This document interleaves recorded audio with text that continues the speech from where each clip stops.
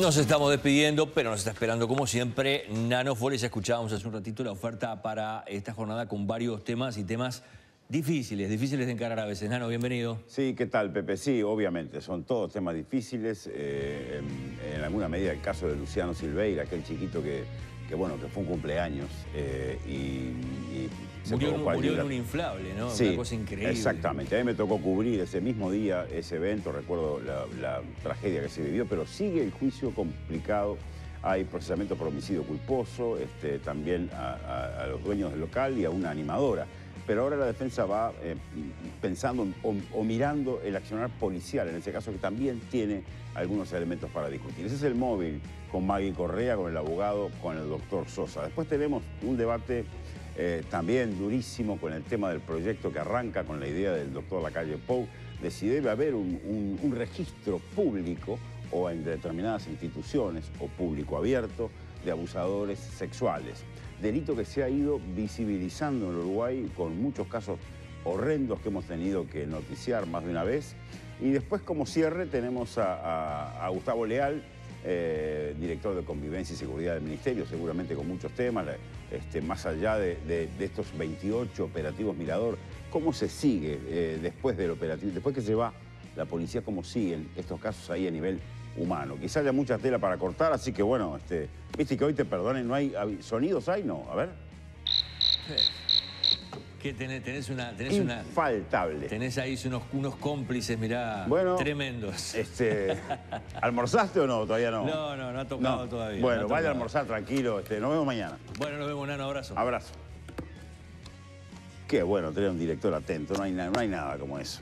Les cuento a ustedes que si tienen problemas con su cortina de enrollar, háganlo como ya lo vieron, lo ven prácticamente todos los días. Cairo y Petru. Vayan a Cortifast y modernícense. Cortifast te coloca motores y con solo apretar un botón tu cortina sube y baja sin esfuerzos. Reparan o venden cualquier tipo de cortina o instalan una donde no la hay y sin trabajo de albañilería. Cortifast reemplaza tu vieja cortina por una en aluminio con aislación y si tenés en madera te la reciclan. Portones basculantes con motor y control remoto. ¿Qué esperás? 0800 2678 www.cortifast.com.uy.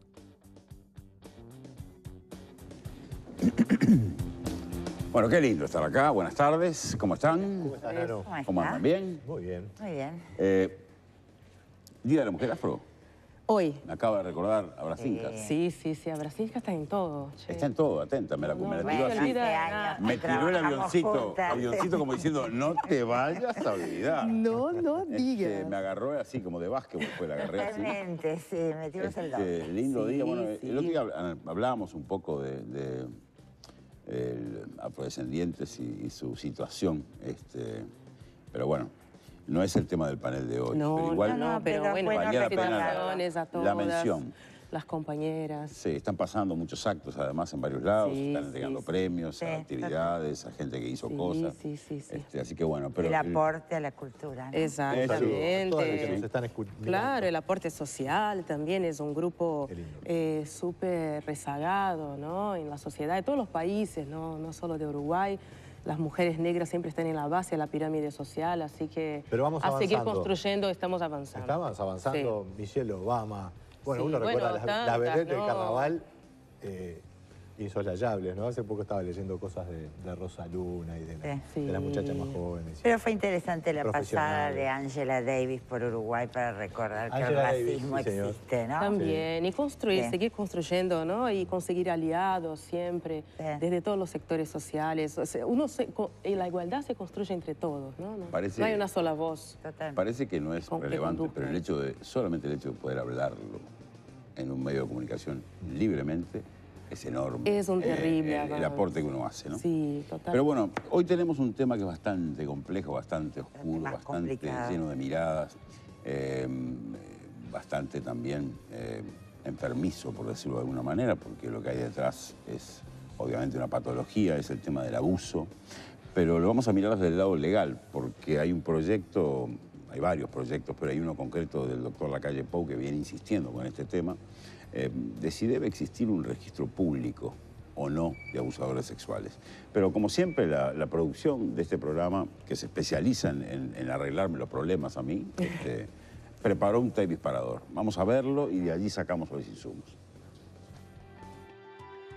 Este lunes, la madre de una adolescente de 17 años radicó una denuncia por presunto abuso sexual hacia su hija por parte de un taxista de 59 años que ya había sido denunciado en marzo por privación de libertad a otra pasajera. Por otra parte, en el departamento de Salto, la justicia le otorgó 180 días de prisión preventiva a un hombre acusado de abusar de un adolescente de 14 años. El acusado ya había cumplido prisión por un delito de atentado violento al pudor contra la hermana del joven. El caso de Brisa González, la niña de 12 años, abusada y asesinada en noviembre de 2017 por William Pintos, un hombre que había sido condenado 2 veces por al menos 6 ataques sexuales, abrió el debate sobre la necesidad de crear un registro de abusadores. Pero aunque tanto en el oficialismo como en la oposición surgieron voces favorables a dar tratamiento a un proyecto de ley presentado por el senador Luis Lacalle Pou, que proponía crear un registro nacional de violadores y abusadores de menores, el tema todavía no ha tenido tratamiento parlamentario. Además, varios abogados constitucionalistas advierten que un registro público podría ser inconstitucional, ya que se estaría violando el derecho de las personas a mantener su identidad en privacidad. ¿Debería existir un registro público de abusadores sexuales? ¿Debería ser abierto a todo público o limitar el acceso a algunas instituciones?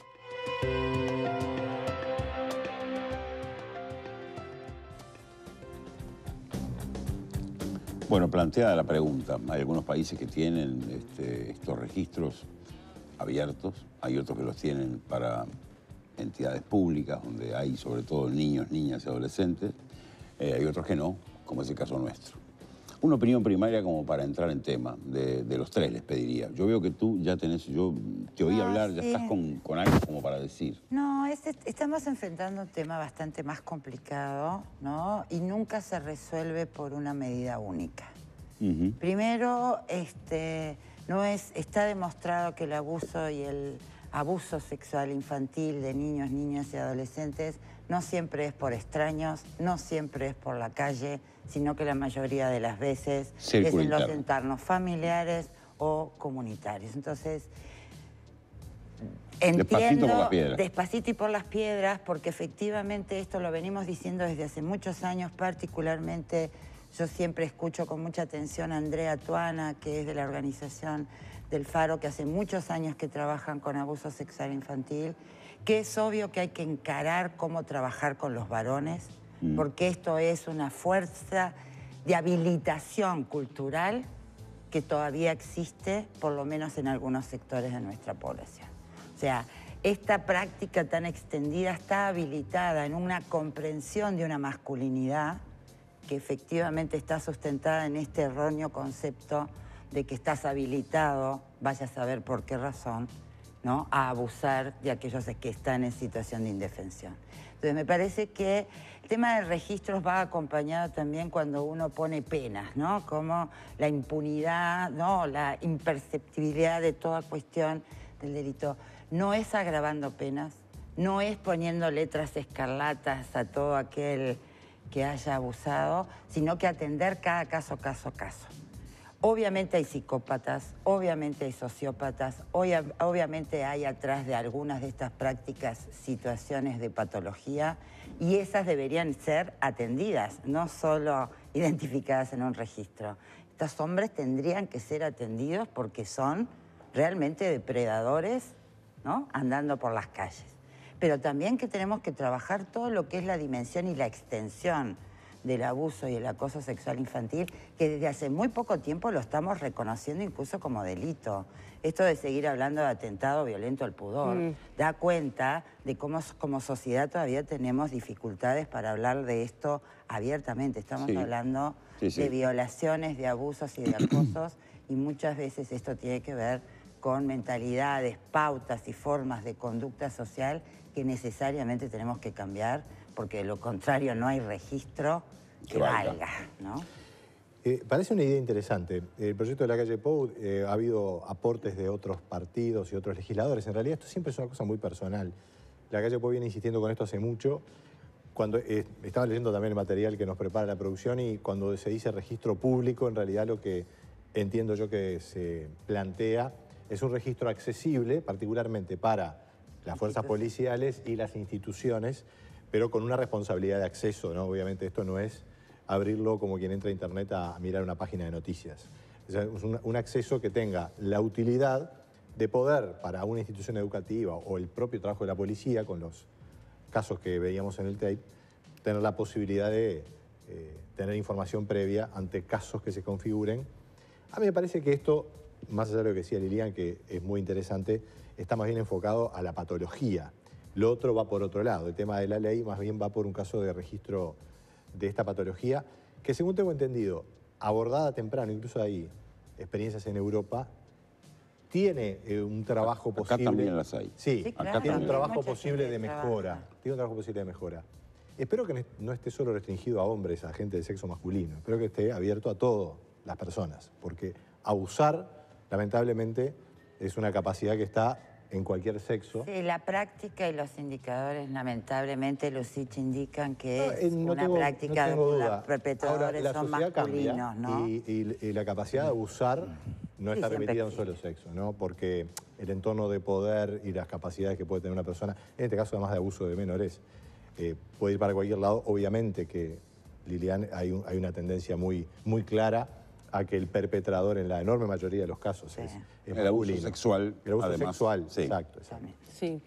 Mira, a mí lo que me llama la atención es el tiempo que lleva a que las cosas se concreten en realidad, porque ese proyecto es de 2008 y en realidad estuvimos hablando acá, o sea, Lilian y Nicolás, yo también voy a hablar un poco de los detalles de la medida. Yo creo que un registro de abusadores es una herramienta, me parece súper legítima, porque en casos como los de Brisa, por ejemplo, que nos dejó a todos absolutamente estarrecidos, ese hombre ya tenía 2 condenas anteriores. O sea, hubiera sido por lo menos más fácil, no hubiera lamentablemente devuelto la vida a ella, pero sería más fácil detectarlo. O sea, además, en Argentina ya hay un paso adelante, no que sea un ejemplo para los países del continente, pero ya hay incluso registros de ADN, porque eso hace con que sea más fácil llegar a las pruebas. Y en Brasil también, justo estaba leyendo el mes pasado, también un debate que demoró años, finalmente salió de la Cámara Baja y va a pasar al Senado, lo mismo que se está proponiendo acá, que es un cadastro nacional, un registro nacional de abusadores. ¿Por qué? Porque facilita y también frena, yendo un poco a lo que dice Lilian, frena el impulso, como uno quiera llamar, de seguir abusando. O sea, vos abusaste, ya fuiste condenado, sabés que ya hay como una lamparita arriba de tu cabeza, ojo, o sea, no vuelvas a reincidir. Yo creo que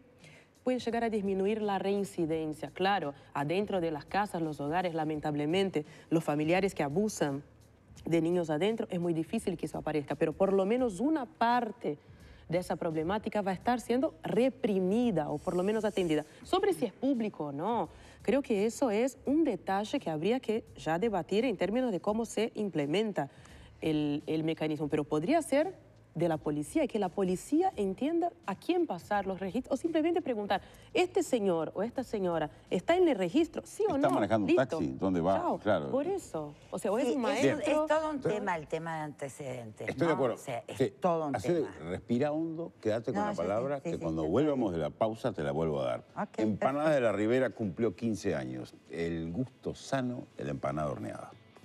Elaboradas con ingredientes sabrosos, sanos y naturales y de primerísima calidad, para compartir y disfrutar en familia o con amigos, con más de 30 gustos para elegir, 7 locales con deliveries a más de 30 barrios de Montevideo y Ciudad de la Costa. Entra en www.delaribera.com.uy y mira cuál es el local más cercano. Empanadas de la Ribera, 15 años juntos para disfrutar más la vida.